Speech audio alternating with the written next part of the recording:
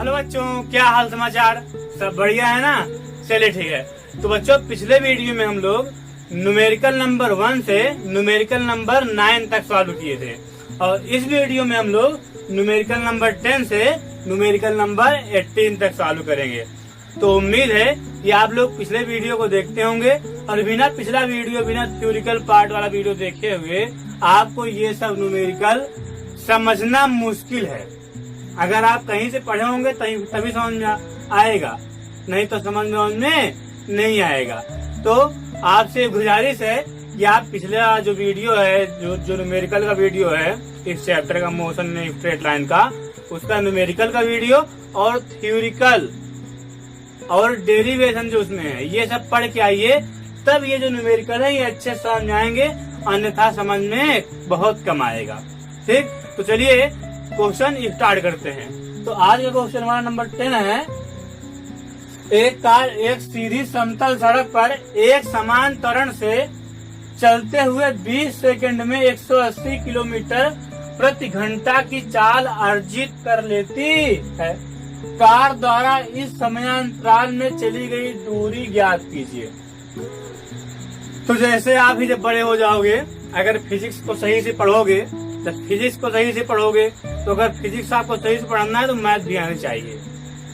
ठीक, तो जब आप इन दोनों को पढ़ करके इंजीनियरिंग करोगे, उसके बाद फिर क्या होगा, किसी कंपनी में जाओगे, अपना स्वयं का बिजनेस खोलोगे, तो आपके पास क्या आएगा? मनी। अरे मनी आएगा तो आप क्या खरीदेंगे? कार।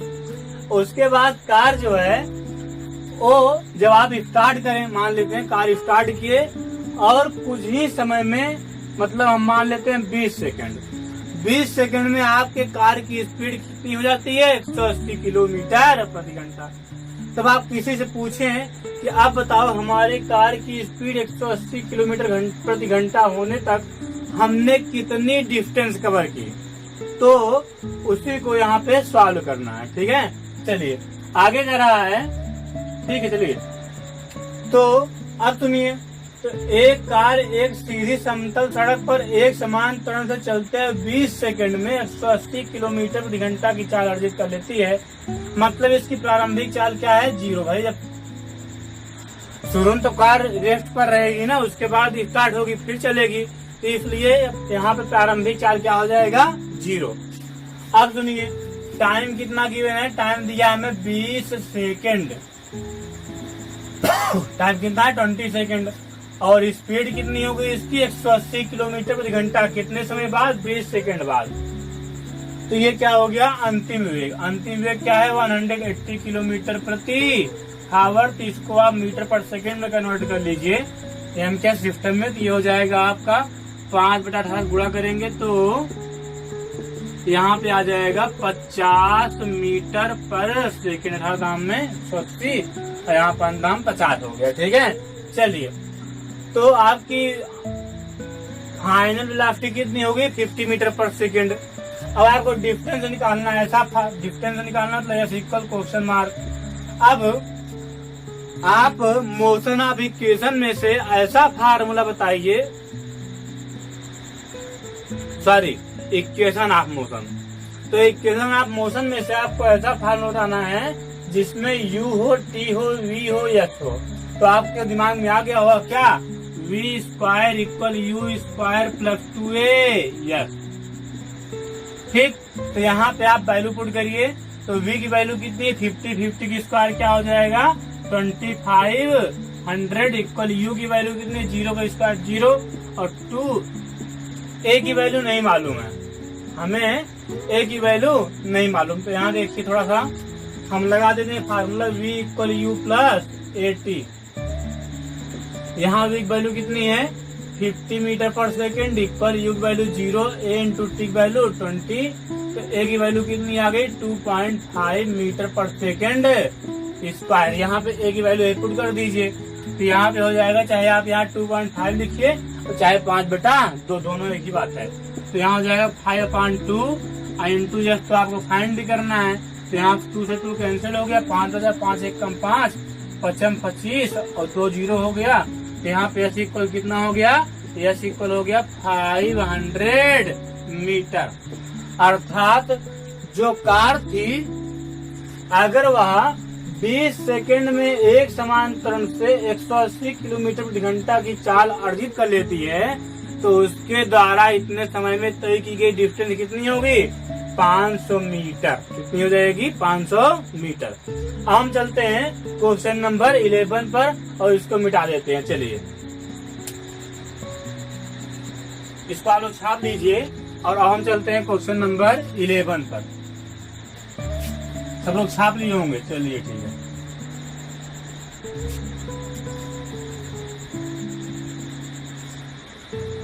सब लोग का हो गया?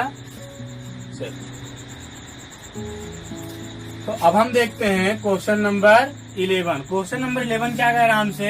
एक कण विरामावस्था से गति प्रारंभ करके 5वें सेकंड में 9 मीटर दूरी चलता है तो कण का त्वरण ज्ञात कीजिए। कण द्वारा 10वें सेकंड में तय की गई दूरी भी ज्ञात कीजिए। अगर इसको आप ट्राई करेंगे तो ये क्वेश्चन आपको जरूर आ जाएगा। पिछले जितने भी हम क्वेश्चन कराए हैं उसी के बेस पे ये है। और इसका आंसर क्या आता है इसको आप लोग कमेंट में लिख कर भेजिए, तब आंसर देंगे कि इसका आंसर सही है कि गलत।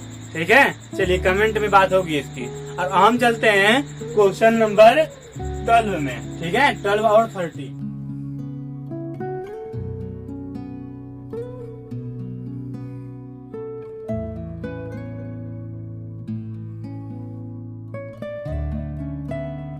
न्यूमेरिकल नंबर 12 है। एक कार 15 मीटर पर सेकंड के वेग से सड़क पर चल रही है। ब्रेक लगाने पर इसकी अवरोधन दूरी 18 मीटर है। यदि इसी कार का वेग 25 मीटर पर सेकंड हो तथा ब्रेक लगाने पर वही मंदन उत्पन्न किया जाए तो कार की नई अवरोधन दूरी ज्ञात कीजिए। चलिए तो यहाँ पे एक वर्ड आया अवरोधन दूरी, जिसे बोलते हैं स्टॉपिंग डिस्टेंस। अगर आपको अवरोधन दूरी नहीं मालूम है क्या होता है तो YouTube पर टाइप करिए क्या stopping distance by Math Star Anuj Pandey, तुरंत वीडियो आ जाएगा। उसको देख करके तब यहाँ पे समझेंगे तो और अधिक समझ में आ जाएगा। वैसे यहाँ पर भी हम समझाने का प्रयास करेंगे। समझिए, जैसे कोई कार या मान लीजिए साइकिल ही आप ले जा रहे हो और रास्ते में मान लो एक क्या आ गया, मान लो गाय आ गई। अब गाय आने के बाद जैसे ही आप उसको देखोगे तुरंत क्या करोगे? ब्रेक लगाना शुरू करोगे।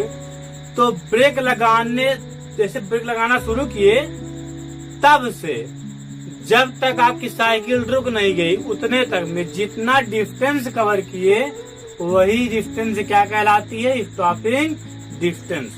और जब आप ब्रेक लगाना शुरू किए उस समय जो चाल होगी वह होगी प्रारंभिक चाल। तो अंतिम चाल तो आप जानते हैं क्या हो जाएगा?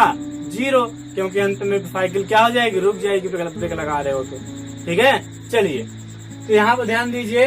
तो एक कार 15 मीटर पर सेकंड के वेग से सड़क पर चल रही थी, अर्थात जब कार में ब्रेक लगाया जाएगा तब भी उसकी जो चाल है, जिस समय ब्रेक लगाया जाएगा तब भी कार की चाल है कितनी रहेगी? 15 मीटर पर सेकंड, क्योंकि जो चाल है वो समान है। ठीक है, तो यहाँ पे प्रारंभिक चाल क्या हो जाएगी? यू इक्वल 15 मीटर पर सेकंड। आप समझिए, ब्रेक लगाने पर इसकी अवरोधन दूरी 18 मीटर है। डिस्टेंस एस इक्वल क्या है? 18 मीटर। यदि इसी कार का वेग 25 मीटर पर सेकंड हो। आप दूसरी कंडीशन चलते हैं। ठीक है, अब पहले तो हो गया कि प्रारंभिक चाल कितनी थी? 15 मीटर पर सेकंड और अवरोधन दूरी कितनी हुई? 18 मीटर ना। अब दूसरा कंडीशन क्या कह रहा है? यदि 25 मीटर पर सेकंड हो चाल जो थी वो 15 के अपेक्षा क्या हो? 25 हो। ठीक है, तब यहाँ पे प्रारंभिक चाल क्या हो जाएगी? 25 मीटर पर सेकंड।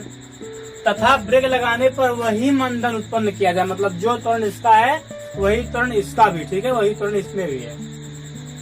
तो कार की नई अवरोधन दूरी ज्ञात कीजिए, अर्थात ऐसे इक्वल क्या हो जाएगा? Question mark. आप जानते हैं कि जब कार में ब्रेक लगाएंगे तो कार रुक जाएगी, तो अंतिम वेग क्या हो गया?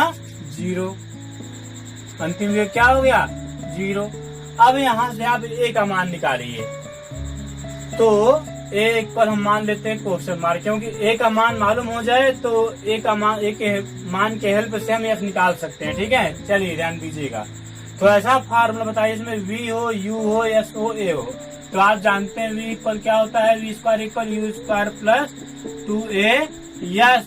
तो यहाँ पे वी का मान 0 है, 0 की स्क्वायर 0, यू की वैल्यू कितना 15, 15 में 225 और प्लस क्या हो जाएगा 2a, यस की वैल्यू कितनी है, यस की वैल्यू है 18। अब देखिए यहाँ आया इधर इस साइड में तो 225 अपान 18 क्या हो जाएगा 36 इक्वल क्या हो गया ए। अब ए का मान क्या आ गया -225 अपान 36।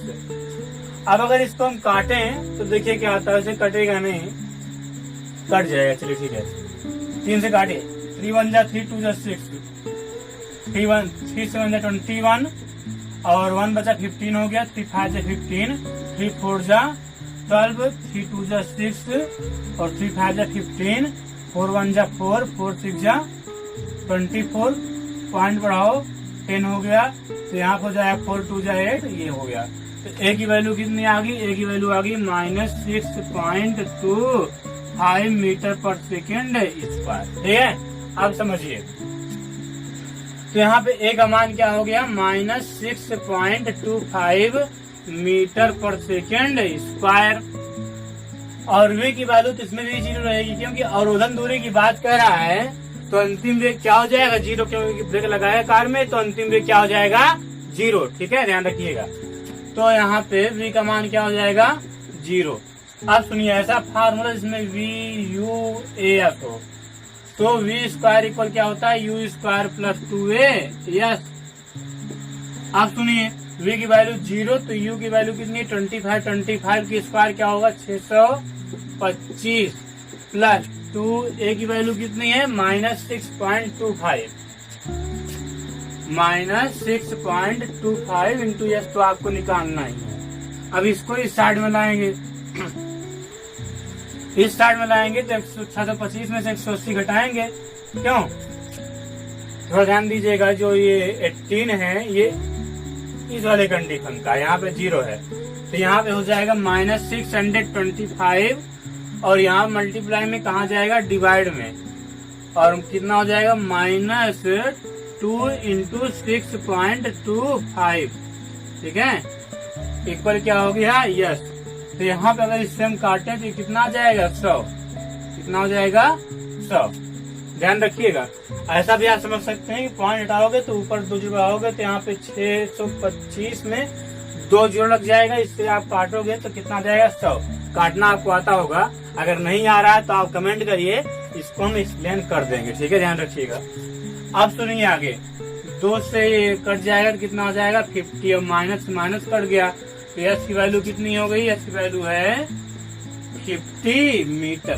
तो आप देख सकते हैं कि जब स्पीड कितनी थी 15 मीटर पर सेकेंड, तब उसकी स्टॉपिंग डिस्टेंस कितनी थी 18 मीटर, और जब स्पीड 25 मीटर पर सेकेंड हो गई कार की, तब स्टॉपिंग डिस्टेंस कितनी है 50 मीटर।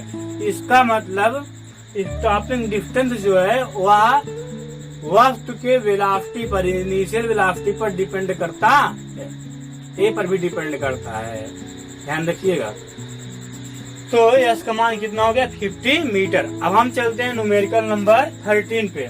न्यूमेरिकल नंबर 13 है हम लोगों का, एक कण 5वें सेकंड में 25 मीटर तथा 7वें सेकंड में 33 मीटर की दूरी तय करता है। यदि गति समान रूप से त्वरित हो तो यह अगले 3 सेकंड में कितनी दूर चलेगा। अब यहाँ पे ध्यान रखिए, यहाँ पे आया है 5वें सेकंड में, फिर आया 7वें सेकंड में। तो इसके लिए हम एक वीडियो बना के पहले से रखे हुए हैं, क्या distance covered by nth second, मतलब किसी वस्तु के द्वारा nवें सेकंड में तय की गई दूरी।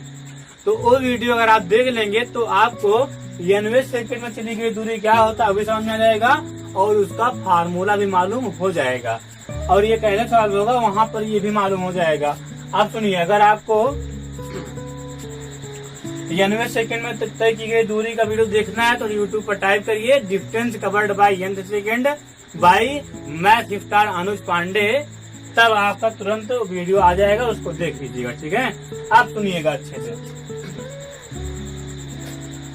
थोड़ा ध्यान दीजिए। यहाँ पे आप ध्यान रखिए 93 सेकंड में कवर किए डिस्टेंस का फार्मूला होता है yes equal you plus half A into 2t minus 1। ये होता है 93 सेकंड में तय की गई दूरी का फार्मूला। इस फार्मूले के हेल्प से ये न्यूमेरिकल आपको आ जाएगा। ठीक है, तो उम्मीद है कि आपको ये न्यूमेरिकल आ जाएगा। अगर नहीं आएगा तो कमेंट करिएगा, इसको हम फिर से आपको बता देंगे वीडियो बनाकर। ठीक है, चलिए ठीक है, अब हम चलते हैं न्यूमेरिकल नंबर 14।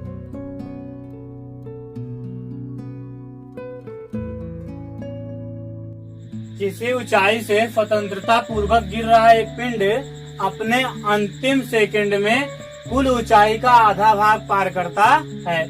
पिंड किस ऊंचाई से गिराया गया तथा वह कितने समय हवा में रुका। ठीक है, तो क्वेश्चन नंबर 14 है, ध्यान रखिएगा। और यहाँ पे जी का मान दिया है 10 मीटर पर सेकेंड स्क्वायर, मतलब गुरुत्वीय त्वरण ग्रेविटेशन एक्सेलरेशन की वैल्यू क्या है 10 मीटर पर सेकेंड स्क्वायर। तो हमें बताना क्या है, पिंड किस ऊंचाई से गिराया गया तथा वह कितने समय हवा में रुका। तो हमें बताना है हाइट, और क्या बताना है कितने समय हवा में रुका, मतलब टाइम। चलिए सुनिए ध्यान से। किसी ऊंचाई से स्वतंत्रता पूर्वक गिर रहा एक पिंड अपने अंतिम सेकंड में कुल ऊंचाई का आधा भाग पार कर लेता है। तो यहाँ पे एक फार्मूला जरूर यूज होगा, distance covered by nth second. Distance covered by nth second, मतलब nth सेकंड में चली गई डिस्टेंस इक्वल होता है u प्लस हाफ ए 2t माइनस 1, ये होता है। ठीक है, चलिए ध्यान रखिए। अब हम मान लेते हैं यहाँ पे ये तो फार्मूला यूज होगा ही, साथ में ये भी फार्मूला यूज होगा, कौन सा, yes equal ut plus half at square. अब थोड़ा समझिए, हम मान लेते हैं कि कोई पिंड यहाँ पे है, ठीक, मतलब गिर रहा है, यहाँ से गिरा, जब यहाँ से गिरेगा तो यहाँ पे तो रेफ्ट पर रहेगा ना। जब पिंड गिर रहा है मतलब कहीं न कहीं पर तो रेफ्ट पर रहा होगा, जहाँ से गिरना शुरू हुआ होगा वहां पर इसकी वेलोसिटी क्या रही होगी, 0। ठीक है, उसके बाद हम मान लेते हैं कि धरती तक पहुंचते पहुंचते कितना डिस्टेंस कवर किया, h। धरती से इसकी ऊंचाई कितनी थी, h। और हम मान लेते हैं यहाँ से धरती तक पहुंचने में इसको टाइम कितना लगा, टाइम लगा भैया t। समझ में आ रहा है। और धरती में किस वेग से गिरा, हम मान लेते हैं इसको v। ये है धरती, यहाँ पे ध्यान रखिए। चलिए, तो कह रहा है कि जो ये पिंड है ये अपने अंतिम सेकंड में, मतलब हम मान लेते हैं, अगर मान लेते हैं कि ये 6 सेकंड तक मोशन किया है इसे, तो अंतिम सेकंड मतलब 6वें सेकंड में, एग्जांपल लिए हैं, 6वें सेकंड में इसने कितना डिस्टेंस कवर किया, अपने टोटल हाइट का आधा, हाफ। तो हमें क्या बताना है, पूरी ऊंचाई बताना है, टाइम बताना है। ठीक है, चलिए समझिएगा। तो ऐसा कर लेते हैं कि हमें u मालूम है और त्वरण मालूम है। अगर कोई पिंड स्वतंत्रता पूर्वक गिर रहा है तो उसका त्वरण क्या हो जाएगा, 10 मीटर पर सेकेंड स्क्वायर, जो कि g की वैल्यू होती है। ठीक है, और u का मान दिया है, a का मान दिया है, और h हाइट है। तो हम लिखेंगे from equation of second motion, from equation of second motion, मतलब गति के द्वितीय समीकरण से। समझिए ध्यान से। अब तो द्वितीय समीकरण क्या है यहाँ पे, yes equal ut plus half at square. आप पर ध्यान दीजिए, यहाँ पे यस यच क्या है, यच मतलब टोटल डिस्टेंस कितना कवर करेगा, एच। तो इसलिए एच के प्लेस पे क्या लिख देंगे, एच के प्लेस पे क्या लिख देंगे, एच। तो एच इक्वल हो जाएगा यू, यू की वैल्यू क्या है 0, तो यू 0 तो टी भी 0 हो जाएगा, इसके साथ गुणा में है। तो बचा क्या हाफ, और ए का मान क्या है 10 मीटर पर सेकेंड स्क्वायर, तभी हम ए का मान जी रखते हैं, जी का मान ही होता है 10 मीटर पर सेकेंड स्क्वायर, ठीक है, जी टी स्क्वायर। ये बन गया इक्वेशन नंबर 2। अब हम लगाते हैं distance covered by nth second, ठीक है। चलिए ध्यान दीजिएगा, अंतिम सेकंड में चली गई दूरी, अंतिम सेकंड में चली गई दूरी, अंतिम सेकंड में चली गई दूरी। अब इसको मिटा देते हैं, ठीक है। चलिए, अंतिम सेकंड में चली गई दूरी इक्वल क्या हो जाएगा, u प्लस हाफ ए 2t माइनस 1, ये हो गया। अब अंतिम सेकंड में कितना दूरी कवर किया, कुल ऊंचाई का आधा, मतलब क्या, h बाई 2, समझा रहा होगा। इक्वल u की वैल्यू 0 है, हाफ, और a की वैल्यू क्या है 10, और 10 मतलब जी, तो यहाँ जी ही लिख दीजिए, क्योंकि भी जी में जी कट जाएगा, कोई प्रॉब्लम नहीं। तो इंटू क्या हो जाएगा 2t माइनस 1, ये क्या हो गया इक्वेशन नंबर 2। अब हम इक्वेशन नंबर 1 से एच का मान इक्वेशन नंबर 2 में पुट कर दे रहे हैं, ठीक है। चलिए ध्यान रखिएगा, तो यहाँ लिखेंगे substituting the value of, substituting the value of, the value of H in equation 2, मतलब समीकरण 2 में एच का मान रखने पर ध्यान रखिएगा। तो एच यहाँ पे हो जाएगा, एच का मान क्या है, हाफ जी टी स्क्वायर, तो ये हो जाएगा 1/4, यहाँ 2 से मल्टीप्लाई हो जाएगा ना, तो ये हो गया G T square equal half जी इंटू 2t माइनस 1, जी से जी क्या हो गया कैंसल। अब ये 2 क्या हो जाएगा 4, और ये हुआ t square equal 4t minus 2, इधर लाएंगे तो ये हो जाएगा t square minus 4t plus 2 equal 0। अब ये बन गया इक्वेशन, और यहाँ पे आपको दिख रहा है कि इसका मल्टीप्लिकेशन तो होगा नहीं, गुणनखंड तो होगा नहीं, इसलिए यहाँ पे कौन सा फार्मूला लगाएंगे, फ्रीधराचार्य का फार्मूला। आप तो पढ़े होंगे क्लास 10th में, क्या है, t इक्वल हो जाएगा minus b plus minus under root b square minus 4ac। और यहाँ पे आप इस समीकरण को a स्क्वायर नहीं ax square plus bx plus c तुलना कर लीजिए, उसके बाद यहाँ पे a b c का मान आ जाएगा, यहाँ पुट कर दीजिएगा, ध्यान रखिएगा। तो यहाँ पे b के प्लेस पे क्या है -4, तो यहाँ पे इसलिए हो जाएगा 4, और प्लस माइनस को करोगे तो यहाँ पे आया बी स्क्वायर, तो b की वैल्यू क्या है -4 के स्क्वायर 16 -4ac, तो a का मान 1, c का मान 2, तो यहाँ हो जाएगा पूरे 2/2a, तो a का मान यहाँ पे क्या है 1, तो यहाँ पे 1 से गुणा करेंगे, नो चेंज, तो ये हो जाएगा आगे चल करके, ध्यान रखिए।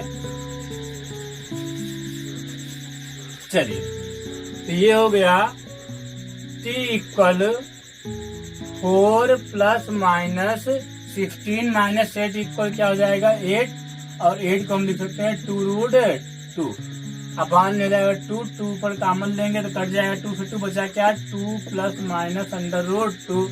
आप थोड़ा ध्यान दीजिएगा, यहाँ पे थोड़ा ध्यान दीजिएगा।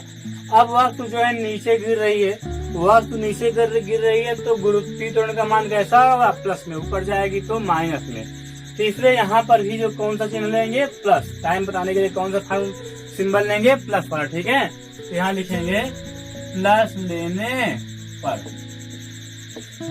प्लस लेने पर, तो प्लस लेने क्या हो जाएगा t equal 2 plus under root 2 value 1.414, ये हो गया 3.414 सेकेंड।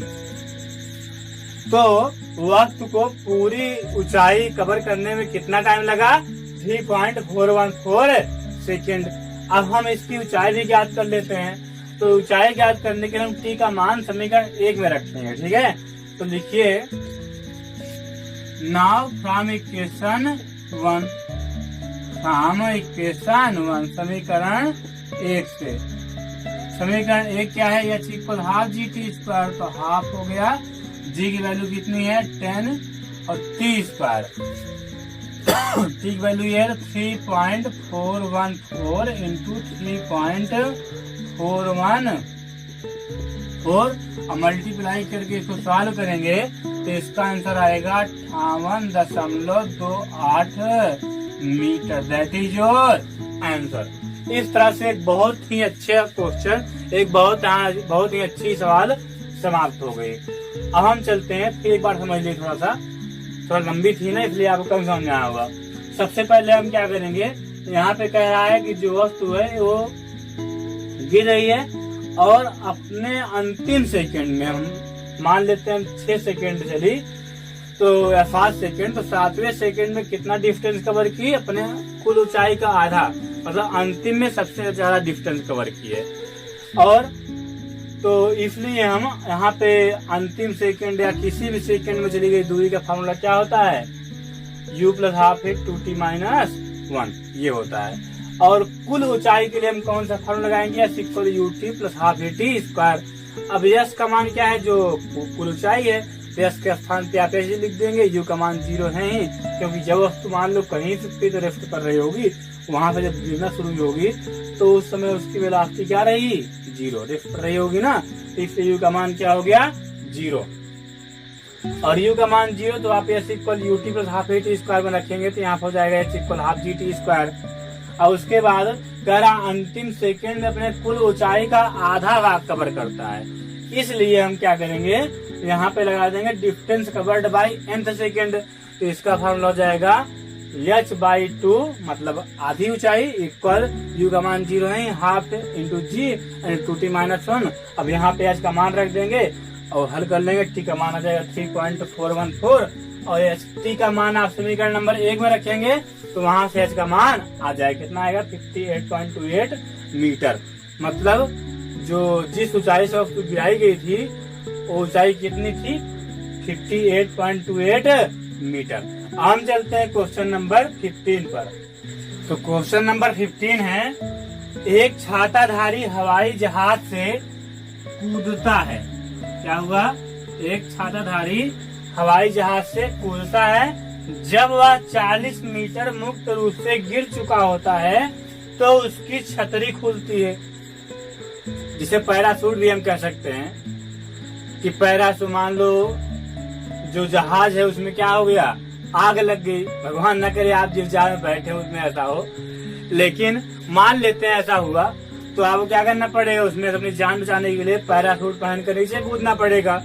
तो वही, तो यहाँ पैराशूट को छाताधारी कह दिया गया है। तो एक छाताधारी हवाई जहाज से कूदता है जब वह 40 मीटर मुक्त रूप से गिर चुका होता। मुक्त रूप से गिरना मतलब 40 मीटर डिस्टेंस कवर करने तक उसका त्वरण क्या रहेगा?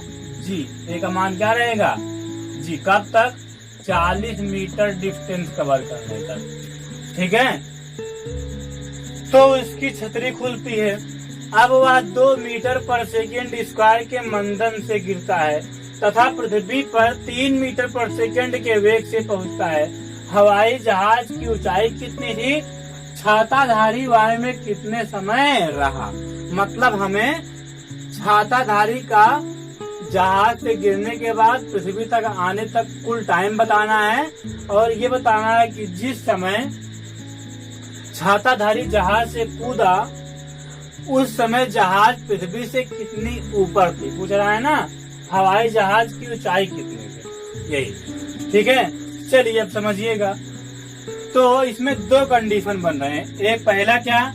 पहले में तो डिस्टेंस कितनी कवर की गई है वो हमें मालूम है, डिस्टेंस कितना कवर किया गया है? 40 मीटर। और ये 40 मीटर डिस्टेंस मुक्त रूप से कवर की गई है, इसलिए त्वरण का मान क्या हो जाएगा जी, और नीचे गिर रहा है वक्त इसलिए पॉजिटिव होगा प्लस में। और जी का मान क्या होता है 10 मीटर पर सेकेंड स्क्वायर या 9.8 भी लेंगे तब भी ठीक रहेगा। ठीक है, इससे लेंगे तो एग्जैक्ट वैल्यू आएगी, 10 लेंगे तो थोड़ा इधर उधर आ जाएगी। समझे? चलिए आप सुनिएगा, ए का मान ये हुआ। अब आगे देखें, इसमें और कुछ तो कह नहीं रहा है। अब जब छतरी खुल जाती है तब हम मानेंगे उसको दूसरी कंडीशन, और दूसरी कंडीशन में क्या होता है, दूसरी कंडीशन में त्वरण का मान क्या हो जाएगा 2 मीटर पर सेकेंड स्क्वायर। और ये त्वरण कैसा होगा, निगेटिव। कैसे, सुनिए आप इसको, आप सुनिए। जब वक्त नीचे गिर रही होती है तब उस पर एक बल लगता है। क्या, कौन सा बल लगता है? या ऐसा भी आप कह सकते हैं कि किसी भी वक्त पर जो कि पृथ्वी के कक्षा के अंदर होती है उस पर गुरुत्वीय बल लगता है, और उस गुरुत्वीय बल की दिशा क्या होती है, नीचे की ओर। तब गुरुत्वीय त्वरण की दिशा भी नीचे की ओर होती है। लेकिन जो छाता खोल दिया व्यक्ति ने तो उससे बल छाता कर्ण किस दिशा में लगने लगा, ऊपर की ओर। जो व्यक्ति था उस पर छाते कर्ण बल किधर लग रहा था, ऊपर की ओर। इसीलिए तो उसकी स्पीड स्लो हो गई, क्योंकि छाता उसको हवा भर कर ऊपर खींच रहा था हल्का हल्का। ठीक है, इसलिए छाता के द्वारा उत्पन्न किया गया त्वरण क्या होगा, निगेटिव। क्यों? क्योंकि छाता बल लगा रहा है ऊपर, लेकिन वस्तु कहाँ जा रही है, नीचे।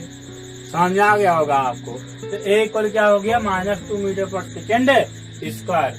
अब आगे ध्यान दीजिएगा, तो पृथ्वी पर 3 मीटर पर सेकेंड के वेग से पहुंचता है। अब थोड़ा अगर हम ध्यान दें आप फिगर पे, तो हम मान लेते हैं कि यहाँ पे जहाज थी, यहाँ पे, ठीक है, ए पॉइंट पे, और फिर ये ए पॉइंट से कूदा, मतलब जहाज से, और बी पॉइंट जो कि ए पॉइंट से 40 मीटर की डिस्टेंस पर था, यहाँ से मुक्त रूप से गया। तो यहाँ पे ए का मान क्या था, 9.8 मीटर पर सेकेंड स्क्वायर प्लस में था, और ये बी पॉइंट तक आया 40 मीटर। ठीक है, अब यहाँ पे दूसरी कंडीशन स्टार्ट होगी, और इसके लिए त्वरण क्या हो जाएगा, त्वरण हो जाएगा -2 मीटर पर सेकेंड स्क्वायर। और यहाँ पे ध्यान रखिएगा, यहाँ पे मतलब जब पृथ्वी पर जिस समय गिर रहा था उस समय व्यक्ति की स्पीड कितनी थी, 3 मीटर पर सेकेंड। कितने थे, 3 मीटर पर सेकेंड। ठीक है, मतलब यहाँ पे फाइनल स्पीड क्या है, 3 मीटर पर सेकेंड। अब थोड़ा ध्यान दीजिएगा, यहाँ पे एक कंडीशन ये, एक कंडीशन ये। इस कंडीशन के लिए वस्तु का वेग यहाँ पर जो होगा उसे हम बोलेंगे प्रारंभिक वेग, और उससे वो प्रारंभिक वेग क्या है, 0, क्योंकि पहले वो जहाज में खड़ा होगा मतलब गेट के पास, तो उस समय उसका वेग क्या रहेगा, 0। तो इसलिए यू का मान क्या हो गया, 0। और यहाँ पे हमें वी का मान नहीं मालूम, तो वी का मान भी निकालना है। ठीक है, चलिए यहाँ पे टाइम भी निकालना है। एक टाइम यहाँ का निकाल लेंगे और एक टाइम इस कंडीशन के लिए निकाल लेंगे, और दोनों टाइम को हम जोड़ देंगे तो हमें टोटल टाइम मालूम हो जाएगा। और ऊंचाई के लिए वही करेंगे, 40 मीटर तो ये है, यहाँ से यहाँ तक की डिस्टेंस मालूम कर लेंगे। हम मान लेते हैं ये पॉइंट सी है। ठीक है, तो यहाँ से यहाँ तक डिस्टेंस मालूम कर लेंगे, और उसके बाद हम इस डिस्टेंस को और इस डिस्टेंस क्या कर देंगे, जोड़ देंगे, तो कुल ऊंचाई हमें मालूम हो जाएगी। समझ में आया कुछ बात? चलिए ठीक है, नहीं समझ में आया तो एक बार फिर पीछे करके देखिए, समझ में आ जाएगा। चलिए ध्यान दीजिएगा। तो एक कल क्या हो गया, -2 मीटर पर सेकेंड स्क्वायर। अब पहले चलते हैं फर्स्ट कंडीशन में। तो फर्स्ट कंडीशन में यू का मान क्या है, 0। यहाँ लिखेंगे यू का मान क्या है, फर्स्ट कंडीशन मतलब इतना ये।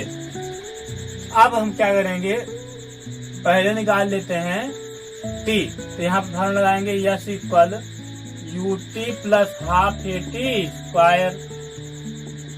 यस का मान क्या है, 40, तो 40 इक्वल हो जाएगा यूटी, यू का मान 0, टी भी 0 हो जाएगा हाफ, और ए का मान तो कितना है 9.8, 9.8 हो जाएगा, इंटू टी स्क्वायर, टी हो जाएगा 4.9।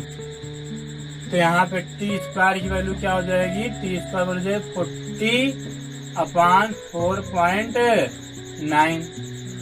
ठीक है, अर्थात टी की वैल्यू क्या आ जाएगी, अगर यहाँ पे हम इसको लगभग 5 कर दें तो 5 क्या हो जाएगा, 40। 5 क्या हो जाएगा, 40। चलिए हम इसको मान लेते हैं 10 ही, क्योंकि भी अगर हम इसको 9.8 मानेंगे तब सोल्यूशन करने में थोड़ा टाइम लगेगा, इसलिए इसको हम 10 मान ले रहे हैं। तो यहाँ पे क्या हो गया 8, और 8 का स्क्वायर रूट क्या हो जाएगा 2√2, अर्थात t की वैल्यू क्या आ गई, t की वैल्यू आ गई 2√2। ठीक है, आप थोड़ा ध्यान दीजिए आगे। अब यहाँ पे हम अंतिम वेग भी निकालने हैं, क्योंकि पहले कंडीशन में जो अंतिम वेग होगा वही दूसरे कंडीशन के लिए प्रारंभिक वेग हो जाएगा, इसलिए हमें अंतिम वेग यहाँ पे निकालना है। तो लगाएं क्या v equal u plus 80, v equal u plus 80, तो v इक्वल हो जाएगा u की वैल्यू क्या है 0 प्लस 80, तो a का मान क्या है 10 और t की वैल्यू क्या है 2√2, तो ये हो गया 2√2, तो यहाँ पे हो गया v इक्वल 20√2। इसको अगर हम मल्टीप्लाई करें तो ये हो जाएगा 20√2 वैल्यू क्या बताइए, √2 वैल्यू है 1.414, और इसको मल्टीप्लाई करेंगे तो 2 4 जा 8, 2 1 जा 2, और 2 4 जा 8, 2 1 जा 2, 1 0, 3 अर्थात आ गया 28 मीटर पर सेकेंड लगभग। और यही 28 मीटर पर सेकेंड दूसरी कंडीशन के लिए क्या हो जाएगा प्रारंभिक वेग। दूसरी कंडीशन के लिए, कंडीशन नंबर 2 के लिए प्रारंभिक वेग क्या हो जाएगा 28 मीटर पर सेकेंड, और पहली कंडीशन के लिए क्या आ गया इसका मान 28 मीटर पर सेकेंड। पहली कंडीशन में ये क्या है अंतिम वेग, दूसरे के लिए प्रारंभिक वेग। ठीक है, क्योंकि जो यहाँ पे वेग होगा वही तो प्रारंभिक वेग मानेंगे दूसरे कंडीशन के लिए। चलिए आप ध्यान दीजिए, तो v का मान निकल आया। आप चलते हैं सेकंड कंडीशन पे, तो सेकंड कंडीशन पे a का मान मालूम है, u का मान भी मालूम है कितना है 28 मीटर पर सेकंड, और क्या मालूम है हमें v का मान मालूम है कितना है 3 मीटर पर सेकंड। तो पहले हम t का मान निकाल लेते हैं इसमें से, क्योंकि टाइम में निकालना है। तो लगाएंगे formula v equal u plus 80, तो यहाँ पे v का मान 3 इक्वल, अब u का मान कितना है 28 प्लस 80, a की वैल्यू क्या -2, तो यहाँ -2 हो जाएगा, इंटू t यहाँ -25, और इसको भाग करेंगे तो यहाँ पे इसका मान क्या आ जाएगा t इक्वल आ जाएगा 12.5 सेकेंड। अब निकालते हैं हम लोग डिस्टेंस, तो डिस्टेंस निकालेंगे तो लगाएंगे फार्मूला क्या s equal ut plus half 80 square. तो यस सेकेंड कंडीशन का ध्यान रखिएगा। अब u की वैल्यू क्या है, u की वैल्यू 28 और t की वैल्यू कितनी है 12.5 सेकेंड कंडीशन के, ठीक है, प्लस हाफ a की वैल्यू क्या है -2, तो -2 हो जाएगा इंटू t स्क्वायर। और इसको अगर आप लोग देखेंगे तो इसका मान आ जाएगा 193 कुछ आएगा, तो हम लगभग मान लेंगे 193 मीटर। इसको सॉल्व करेंगे आप तब, और ये डिस्टेंस जो 40 मीटर है इसको ऐड कर देंगे, टोटल हाइट मालूम हो जाएगी। चलिए तो लिखेंगे टोटल हाइट इक्वल कितना हो जाएगा 40 प्लस 193 इक्वल टू 34, और टोटल टाइम क्या हो जाएगा, टोटल टाइम हो जाएगा भैया, टोटल टाइम क्या हो गया यहाँ 12.5, और यहाँ क्या है 2√2 को अगर हम देखें तो लिख सकते हैं ऐसे, ध्यान दीजिए 2√2 मतलब 2 इंटू 1.414, और प्लस कितना है 12.5, तो ये हो जाएगा 2 4 जा 8, 2 1 जा 2, 2 4 जा 8, 2 1 जा 2, ये हुआ। तो 3 अंक दशमलव हो गया प्लस 12.5, अर्थात ये लगभग आ जाएगा 15.4 सेकेंड। तो टोटल टाइम यहाँ से यहाँ तक आने में व्यक्ति जो वहाँ से कूदा जहाज से, उसको यहाँ से यहाँ तक आने में कितना टाइम लगेगा 15.4 सेकेंड, और यहाँ से यहाँ तक कुल कितनी डिस्टेंस कवर किया 234 मीटर। कहाँ लिखा हुआ है ये 234 मीटर। तो इस तरह से बहुत ही अच्छी दोनों सवाल थी, इसको आप तैयार करिए। और हम चलते हैं न्यूमेरिकल नंबर 15 और 17 पर।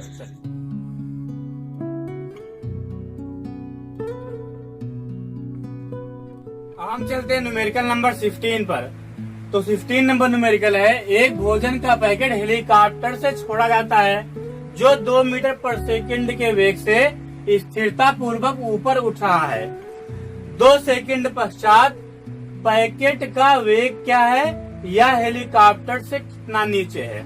इसमें 2 क्वेश्चन पूछा है। क्या पहला है पैकेट का वेग कब 2 सेकंड पश्चात, और क्या पूछा या हेलीकॉप्टर से कितना नीचे, मतलब जब उसे हेलीकॉप्टर फेंका गया भोजन के पैकेट को तब वह 2 सेकंड पश्चात हेलीकॉप्टर से कितना नीचे है, ध्यान रखिएगा। चलिए, तो यहाँ पे जी का मान दिया है 9.8 मीटर पर सेकेंड स्क्वायर, मतलब गुरुत्वीय त्वरण का मान हमें यहाँ 10 नहीं लेना बल्कि 9.8 लेना है, जो कि एग्जैक्ट वैल्यू होती है। ठीक है, चलिए समझिएगा। अब यहाँ पे एक ध्यान देने वाली बात है, जो हेलीकॉप्टर है वह 2 मीटर पर सेकंड के वेग से स्थिरता पूर्वक ऊपर उठ रहा है। कहाँ उठ रहा है? ऊपर। ठीक है, तो जब किसी वस्तु को नीचे फेंकेंगे अर्थात वहां से छोड़ेंगे हेलीकॉप्टर से, तो उसका डायरेक्शन आप जानते हैं कहाँ होगा? नीचे। हेलीकॉप्टर कहाँ जा रहा है? ऊपर। और जिस वेग से हेलीकॉप्टर ऊपर जा रहा है उसी वेग से वस्तु भी नीचे जाएगी शुरू में, ध्यान रखिएगा। तो इसका मतलब u का जो मान है प्रारंभिक वेग में क्या है? 2 मीटर पर सेकंड, लेकिन हेलीकॉप्टर ऊपर जा रहा है और वस्तु कहाँ जा रही है? नीचे। तो मतलब डायरेक्शन अपोजिट है, इसलिए यहाँ पे ये क्या हो जाएगा? यहाँ पे ये नेगेटिव -2 मीटर पर सेकंड। चलिए, तो यहाँ पे t क्या दिया? टाइम दिया हमें कितना? 2 सेकंड। अब सुनिए, अगर वस्तु नीचे जा रही है तो त्वरण क्या हो जाएगा? जी क्या होगा? पॉजिटिव में, अर्थात 9.8 मीटर पर सेकंड स्क्वायर गुरुत्वीय त्वरण। निकालना हमें क्या है? पहले वेग निकालना है, पैकेट का वेग 2 सेकंड पश्चात, तो मतलब v आपको निकालना, मतलब 2 सेकंड पश्चात मतलब अंतिम वेग।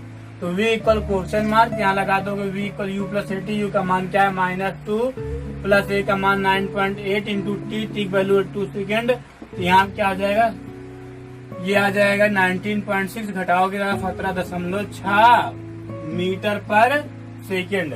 और क्या पूछ रहा है? हेलीकॉप्टर से कितना नीचे, मतलब जहाँ छोड़ा गया है वहां से यार 2 सेकंड पश्चात कितना डिस्टेंस कवर किया। ठीक है, चलिए, तो यहाँ पे लगा देंगे क्या? S equal U T plus half A T square, you का मान -2, टी का मान 2 प्लस हाफ ए का मान 9.8 इंटू टी स्क्वायर, मतलब क्या हो जाएगा? 4। यहाँ 2 2 क्या हो जाएगा? 4, और यहाँ से -4 प्लस 98 दूना 96, एक दशमलव हो जाएगा, तो ये हो जाएगा 15.6 मीटर। अर्थात अगर किसी भोजन के पैकेट को जहाज से फेंकेंगे जब, जो कि 2 मीटर पर सेकंड के वेग से ऊपर उठ रहा है जहाज, तो वह 2 सेकंड पश्चात कितना डिस्टेंस कवर करेगा? 15.6 मीटर। और उसका वेग क्या होगा? 2 सेकंड पश्चात 15.6 मीटर पर सेकंड। अब हम चलते हैं क्वेश्चन नंबर 17 पर, और इसको आप छाप लीजिए तो इसको मिटा देते हैं। ठीक है, चलिए,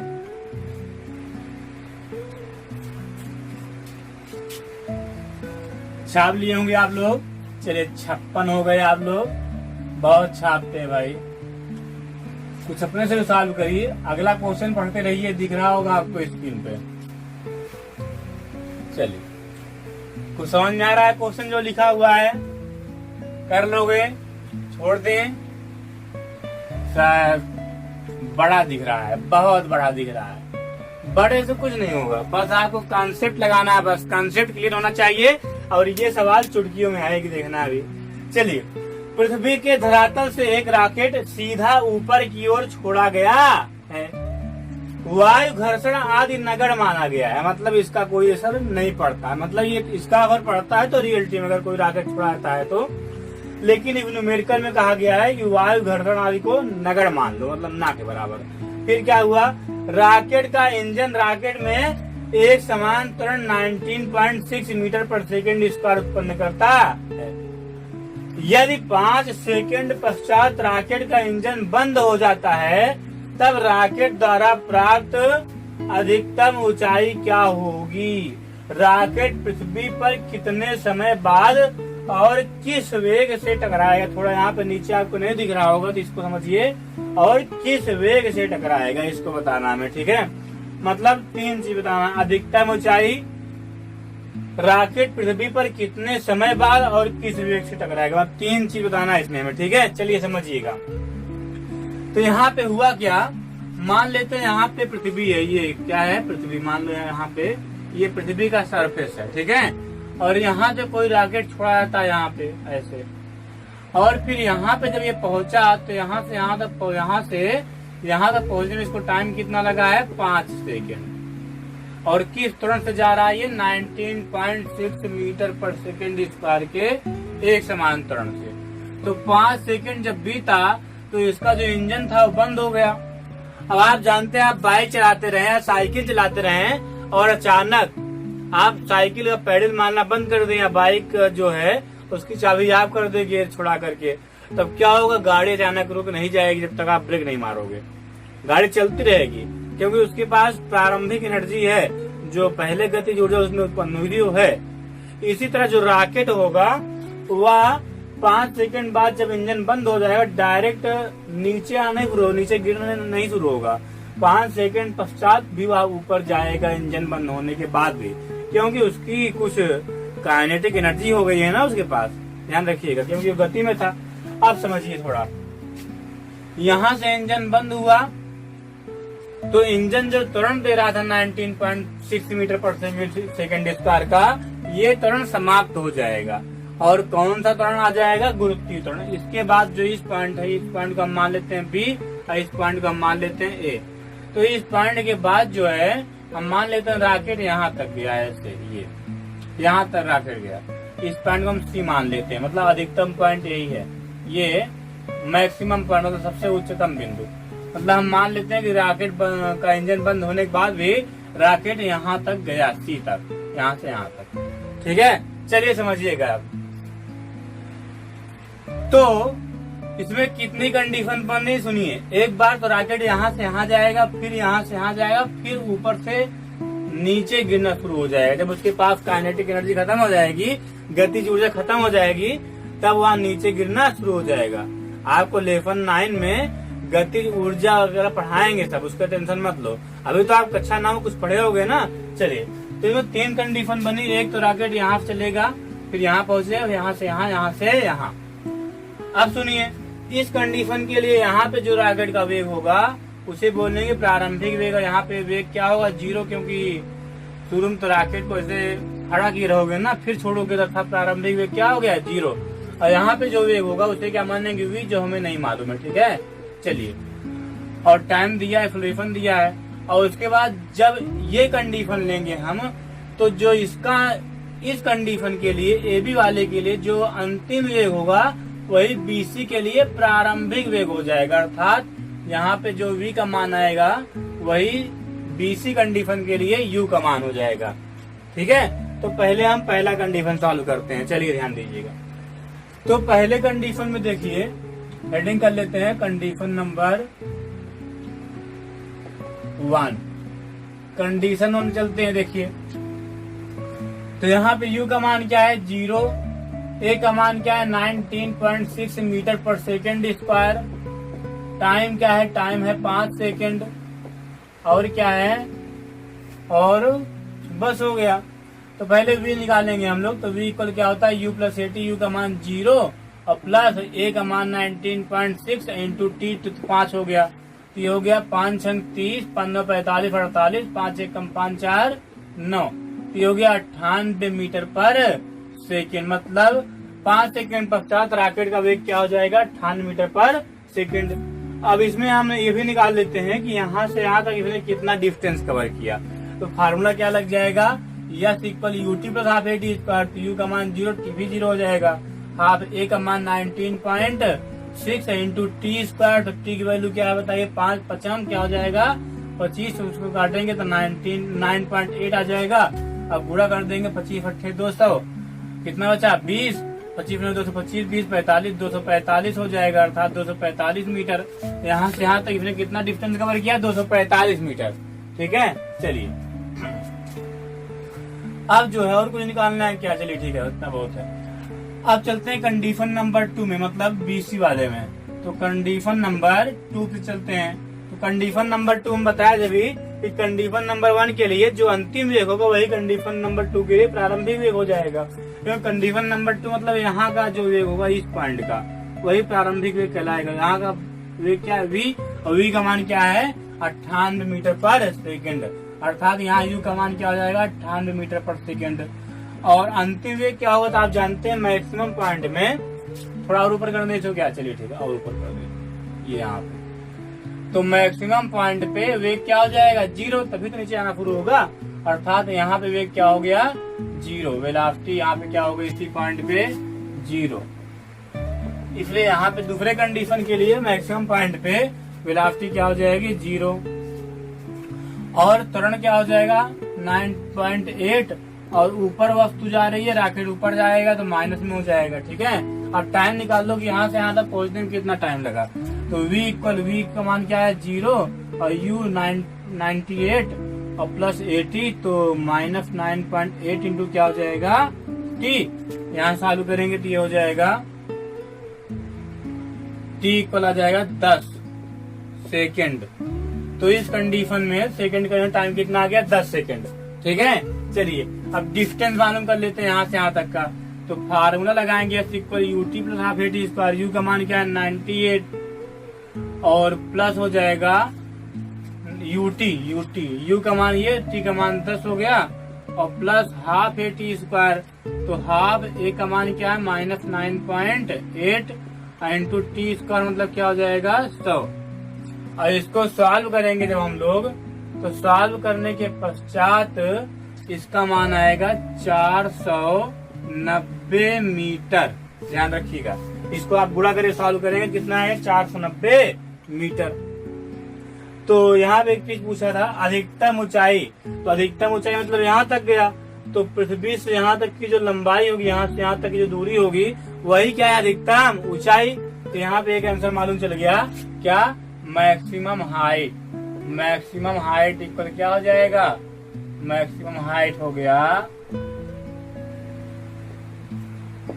245 प्लस 490, इतना कितना ये कितना है 245 और ये कितना है यहाँ से यहाँ तक 490 भी निकाल नहीं रहे हैं, तो प्लस 490 हो जाएगा, तो ये हो जाएगा 735 मीटर। 735 मीटर। आप समझिए थोड़ा। अब चलते हैं तीसरे कंडीशन। तीसरे कंडीशन में क्या होगा, रॉकेट का यहाँ पे जो एनर्जी खत्म हो जाएगी और वह धड़ाम से नीचे गिरना शुरू हो जाएगा। तो चलते हैं हम लोग कंडीशन नंबर 3 में, इसको मिटा देते हैं। चल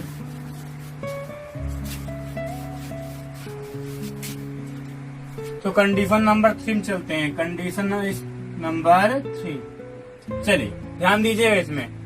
तो यहाँ का जो वेग होगा वो प्रारंभिक वेग और यहाँ का वेग अंतिम वेग। यहाँ का वेग क्या था अभी 0 सेकंड कंडीशन के लिए। तो थर्ड कंडीशन के लिए ये प्रारंभिक वेग हो जाए कितना है 0, और यहाँ का वेग मतलब किस वेग से टकराएगा नहीं मालूम हमें, ये भी पूछ रहा है किस वेग से टकराएगा। तो v इक्वल हम मान लेते हैं क्वेश्चन मार्क। चलिए, और डिस्टेंस तो आपको मालूम ही है, यहाँ से यहाँ तक की डिस्टेंस कितनी है 735 मीटर, और a त्वरण कितना हो जाएगा 9.8 मीटर पर सेकेंड स्क्वायर। क्यों, ये प्लस में रहेगा ना, क्योंकि वस्तु नीचे आएगी, रॉकेट नीचे आएगा तो प्लस में हो जाएगा। तो अब फार्मूला लगा देते हैं v इक्वल यू प्लस 80, यहाँ पे t का मान निकल आएगा। तो लिखेंगे v इक्वल यू प्लस 80, तो u का मान कितना बताइए 0, और a का मान 9.8 इंटू टी। तो t तो मालूम नहीं है हमें, मालूम है v भी मालूम था ना, नहीं मालूम, नहीं मालूम भाई, कुछ नहीं मालूम हमें, कुछ नहीं मालूम। तो यहाँ से हमें नहीं आएगा क्योंकि v का मान भी नहीं मालूम है, t का मान भी नहीं मालूम है। तो लगाते हैं formula v square equal u square plus 2as। यहाँ से हमें v का मान मालूम हो जाएगा कैसे, u का मान दिया ही है, a का मान दिया ही है, s का मान दिया ही है। तो यहाँ लिखेंगे v square equal u square, तो u का मान कितना है 0 की स्क्वायर 0 प्लस 2, a का मान कितना बताइए 9.8 इंटू s का मान कितना है 735। और इसको जब आप गुणा करेंगे और गुणा करने के बाद जो आएगा उसको आप भाग 20 से वर्गमूल निकाल लीजिएगा। ठीक है, और वर्गमूल निकालेंगे तो इसका आंसर आ जाएगा 120.05 मीटर पर सेकंड। 120.05 मीटर पर सेकंड। किसका मान? v का मान। मतलब जो रॉकेट है वह 120.05 मीटर पर सेकंड के वेग से पृथ्वी पर टकराए, इनका ध्यान रखिएगा। और हमें क्या ज्ञात करना है? कितने समय बाद। तो समय निकालना है तो v तो मालूम ही चल गया है, तो लगा दीजिए v इक्वल यू प्लस 80।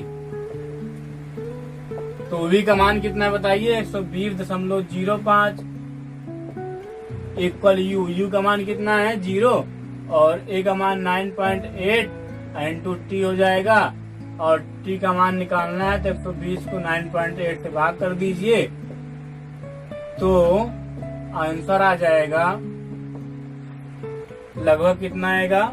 12 दशमलव कुछ आएगा, 12 पॉइंट समथिंग, क्योंकि दिख रहा है 10 बराबर में डायरेक्ट हो रहा है।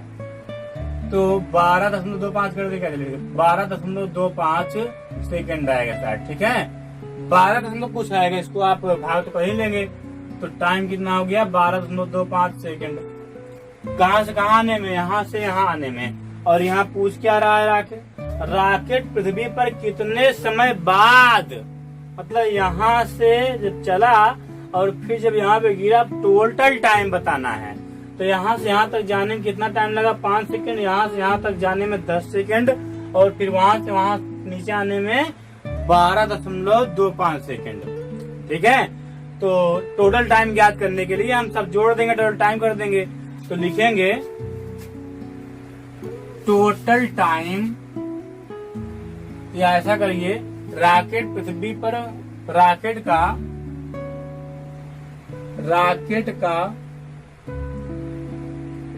पृथ्वी पर गिरने का समय,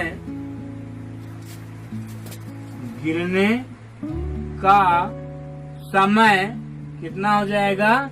27.25 सेकंड। ध्यान रखिए, ऐसा कुछ जोड़ देंगे, आ जाएगा 27.25 सेकंड। तो इस तरह से आपका ये न्यूमेरिकल समाप्त हुआ, और उम्मीद है कि आपको समझ में आया होगा। अगर ना समझ में आया हो तो आप कमेंट करके जरूर पूछिए। ठीक है, क्योंकि हम खुद ही इतना लेंदी बताते हैं कि आपको समझ में आ जाए।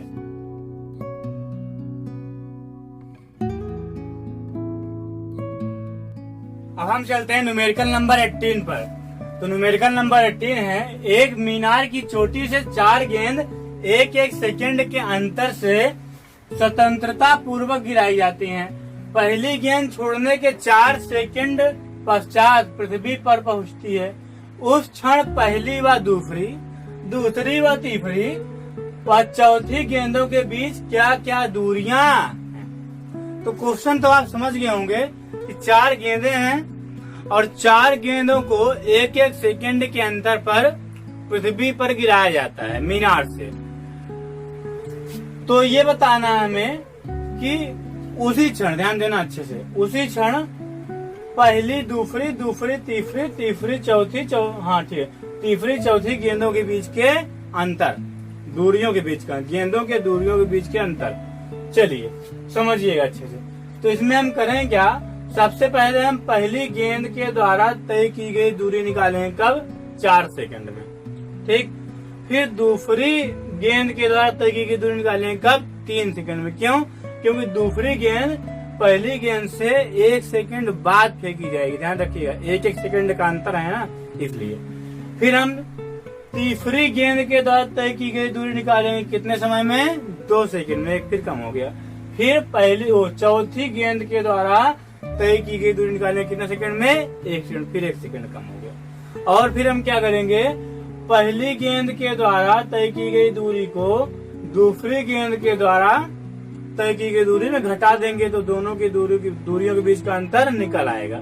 इसी तरह दूसरी, तीसरी, चौथी का भी करेंगे। ठीक है, तो चलिए सबसे पहले हम 4 गेंदों के द्वारा तय की गई दूरी निकालते हैं 1-1 सेकंड के अंतर पे। तो पहला चलते हैं हम लोग पहली गेंद पर। लिखेंगे पहली गेंद के द्वारा पहली गेंद के द्वारा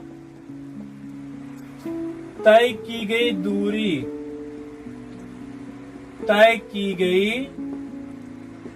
दूरी distance covered by first ball. ठीक है, चलिए S1 इक्वल क्या हो जाएगा यूटी।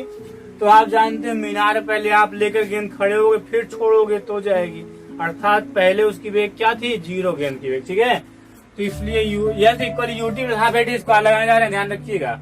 तो यू का मान 0 है तो टी भी 0 हो जाएगा, बचा क्या हाफ। ए का मान क्या होगा 9.8, क्योंकि वक्त तो नीचे जा रही है तो ए का मान जो है पॉजिटिव में होगा।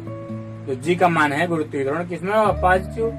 तो यहाँ पे हो जाएगा 9.8 इंटू क्या हो जाएगा टी स्क्वायर।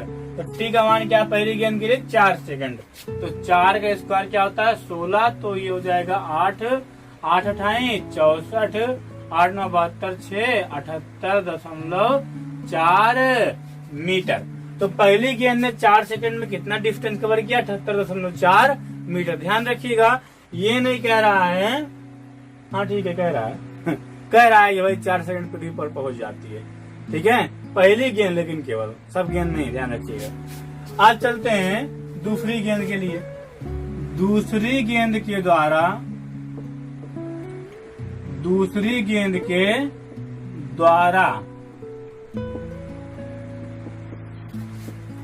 तय की गई दूरी F2 मान लेते हैं इसको। तो फिर वही U का मान 0 टी भी 0, तो हाफ ए का मान क्या है 9.8 और टी स्क्वायर, तो 1 सेकंड के अंदर फेंका गया तो कितना हो गया कितना सेकंड 3, तो 3 के स्क्वायर क्या होगा 9। ध्यान रखिएगा 1 सेकंड के अंदर फेंकी जा रही हैं गेंदें। तो यहाँ पे काटेंगे तो यहाँ पे आ जाएगा 4.5 आएगा क्या, चलिए ठीक है इसको रहने देते हैं 9 रहने देते हैं, इसको काट देते हैं, ये 4.9 आ गया। ठीक है, अब इसको गुणा करेंगे 9 9 81 9 36 36 और 8 कितना हो 44.1 मीटर। अब दूसरी गेंद के द्वारा भी तीसरी गेंद के द्वारा तय की गई दूरी, इसको हम मान लेते हैं F3 इक्वल क्या था हाफ एटी स्क्वायर का मान 9.8 और टी स्क्वायर, तो तीसरी है तो कितने सेकंड में 2 सेकंड में। ध्यान रखिए टाइम इसके लिए क्या आ जाएगा 2 सेकंड, फिर 1 सेकंड हो जाएगा। ठीक, तो यहाँ हो जाएगा 4, तो 2 दूना 4, तो बचा हो गया क्या 9.6 मीटर। तो तीसरी गेंद ने 19.6 मीटर डिस्टेंस कवर किया छोड़ने के 2 सेकंड पश्चात। ठीक है, ध्यान रखिएगा। अब चौथी गेंद लेते हैं। चौथी गेंद के द्वारा तय की गई दूरी और इक्वल क्या हो जाएगा हाफ ए का मान 9.8 टी स्क्वायर, तो 1 फिर घटा दीजिए कितना बचा 1 सेकंड, तो यहाँ पर जाएगा काटेंगे तो क्या हो जाएगा 4.9 मीटर यहाँ पे आएगा। ठीक है, अब हमें क्या निकालना है पहली गेंद के द्वारा तय की गई दूरी, दूसरी गेंद के द्वारा तय की गई दूरियों के बीच के अंतर, कह रहा है ना पहली दूसरी दूसरी तीसरी चौथी। ठीक है, चलिए तो इसको हम इधर मिटा देते हैं, छाप लीजिए आप लोग। अब यहाँ पे सॉल्व करते हैं मिटा करके, तो लिखेंगे डिस्टेंस और डिफरेंस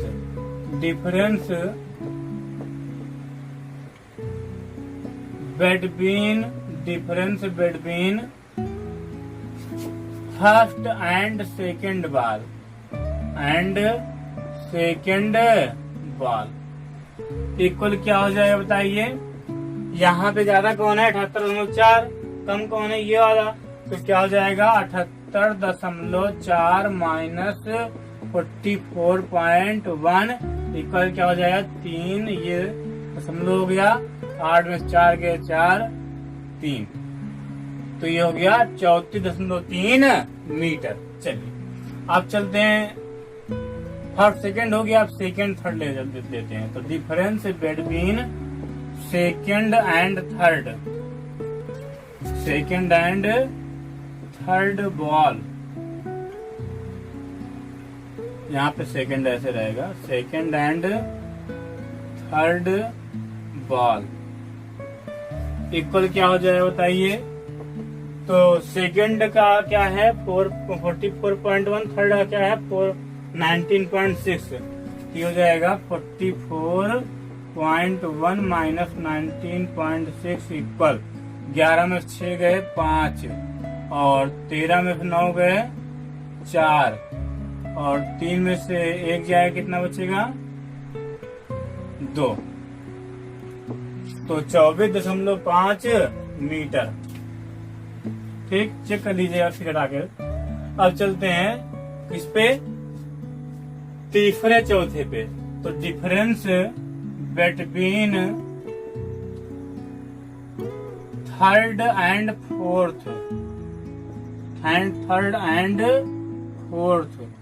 इक्वल क्या हो जाएगा 19.6 माइनस 4.9, तो यहाँ पे हो जाएगा 16 में 9 गए 7 और यहाँ पे कितना 8 में 4 गए 4, यहाँ देखें तो 14.7 मीटर। तो ये हो गया आप लोगों का आंसर। 3 आंसर आएंगे। पहले में क्या आएगा बताइए 34.3 मीटर। एक बार घटा लीजिए, घटाने में गलती हो सकती है भाई, सबसे होती है। सर आप बुढ़वा के हैं क्या एकदम से, चलिए बुढ़वा की समझिए। तो 24.5 और तीसरी और चौथी गेंद के बीच की दूरी का अंतर क्या होगा 14.7 मीटर, ध्यान रखिएगा। अब हम चलते हैं न्यूमेरिकल नंबर 19 पर, तो इसको मिटा देते हैं, आप लोग छाप लीजिए। और हम चल रहे हैं न्यूमेरिकल नंबर 19 पर। सब लोग छाप लिए, कोई बाकी नहीं रह गया। चलिए ठीक है, सब लोग छाप लो भाई।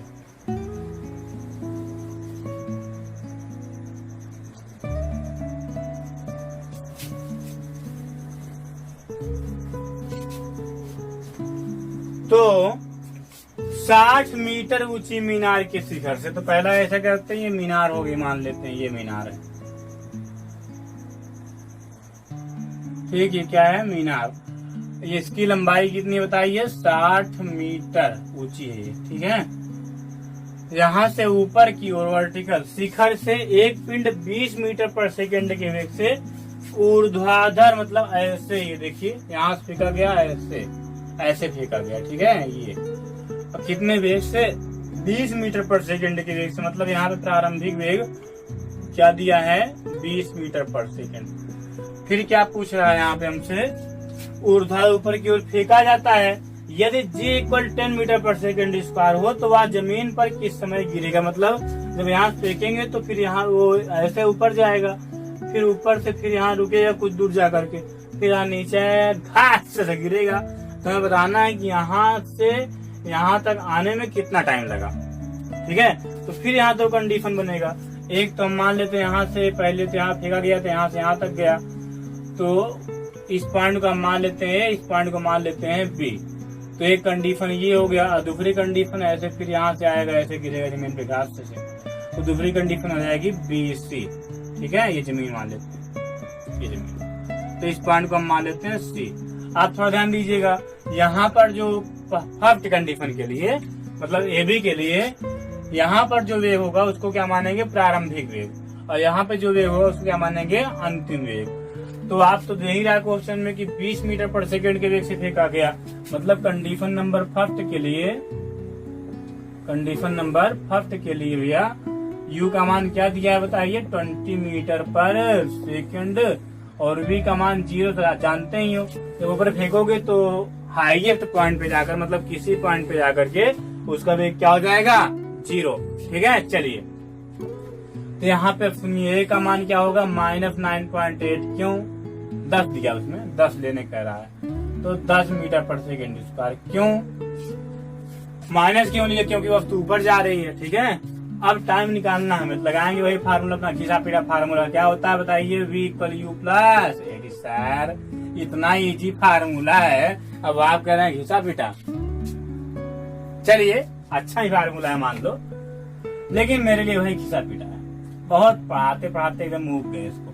चलिए, तो v का मान क्या हो गया 0, u का मान कितना 20, और माइनस a का मान 10, और t हो गया, तो यहाँ t का मान क्या हो जाएगा 2 सेकंड। मतलब जो गेंद है एक पिंड के अंदर ये पिंड, जो पिंड है ये यहाँ से 2 सेकंड पश्चात अपने हाईएस्ट पॉइंट पर पहुंच जाएगा। ठीक है, आप सुनिए, आप चलते हैं हम लोग कंडीशन नंबर 2 में, क्योंकि कंडीशन नंबर 1 से हम टाइम निकाल, केवल टाइम ही निकालना ही है। चलो, तो कंडीशन नंबर 2 के लिए यहाँ पे जो वेग होगा उसे मानेंगे प्रारंभिक, यहाँ का वेग अंतिम हो जाएगा। तो प्रारंभिक वेग u को क्या है बताइए, 0, क्योंकि जो इसका इस कंडीशन के लिए जो अंतिम वेग होगा वही इस कंडीशन के लिए BC वाले के लिए प्रारंभिक वेग हो जाएगा। अर्थात AB के लिए v का मान 0 था, तो BC के लिए u का मान क्या होगा, 0। u का मान क्या होगा, 0। और a का मान क्या हो जाएगा, 10 प्लस में रहेगा, क्योंकि अब ऊपर से नीचे आ रही है। ठीक है, और v का मान मालूम है कि नहीं मालूम है, v का मान नहीं मालूम है क्या, चलिए ठीक, कोई बात नहीं। ऐसा करते हैं हम लोग कि हमें यहाँ से यहाँ तक की डिस्टेंस मालूम है, ऐसा करते हैं यहाँ से यहाँ तक भी डिस्टेंस मालूम कर लेते हैं। तो लगाएंगे क्या, अभी ए बी चल रहे हैं, ध्यान रखिएगा, ए बी में अभी डिस्टेंस निकाल लेते हैं यहाँ से यहाँ तक की। तो इसके लिए हमें क्या करना पड़ेगा, यस इक्वल, थोड़ा इंक भी खत्म हो रहा है, तो yes equal UT plus half A T square, you का मान 0, टी भी 0, हाफ ए का मान 10 इंटू टी स्क्वायर, तो ये 4 हो जाएगा, 2 दूना 4, तो हो जाएगा 20 मीटर। तो यहाँ से यहाँ तक दूरी क्या है, 20 मीटर। कितने ऊपर जाएगा ये, 20 मीटर। ठीक है, तो अगर देखिए जब यहाँ से 20 से फिर नीचे आए धरती की तरफ, तो यहाँ से यहाँ तक कितनी डिस्टेंस कवर करेगा, 80, क्योंकि 60 ये 20 ये, तो इसलिए यहाँ पे लिखेंगे एस कहाँ से कहाँ तक, 20 से सी तक, यहाँ 20 ही लिख दीजिए, इक्वल क्या हो जाएगा 80 मीटर। 20, 60, 80 हो गया। अब निकाल लेते हैं हम टाइम, तो S equal UT plus half A T square, तो एस का मान 80 है, इक्वल यूटी, तो यू का मान 0, टी भी 0, तो ए का मान 10 इंटू टी स्क्वायर, तो ये हो गया कितना, बताइए सब लोग, बताओ भाई, 80 स्क्वायर, तो यहाँ हो गया ये 8 हो गया, तो फिर 80, 4 आएगा, 60 हाफ 80 स्क्वायर, तो 10 गुना 20, 60, 20, 80 हो गया। और टी का मान क्या आएगा यहाँ पे,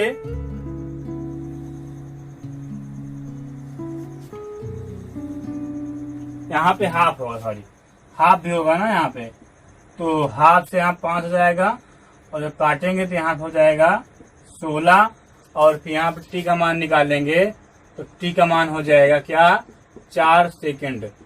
तो 2 सेकंड तो यहाँ से यहाँ जाने में लगा, और फिर 4 सेकंड यहाँ से यहाँ आने में लगा, तो टोटल टाइम कितना लगा, 6 सेकंड। तो यहाँ लिखेंगे टोटल टाइम, ऐसा आप लिख दीजिए कि पृथ्वी पर आने में लगा समय इक्वल क्या हो जाएगा, 4 + 2 = 6 सेकंड। समझ में आ गया होगा आपको।